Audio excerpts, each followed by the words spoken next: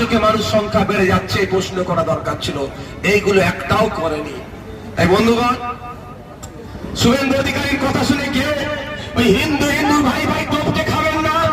কদিন আগে নয়ডাতে একটা দলিত ছেলে 17 বছর বয়স, সে কেক কেটে জন্মদিন পালন করার জন্য তথাকথিত ব্রাহ্মণ্যবাদীদের দ্বারা, উচ্চ বর্ণের দ্বারা সেই ছেলেটিকে খুন করা হয়েছে। অনিকেত নাম, দলিত, সে তো আর মুসলমান নয়।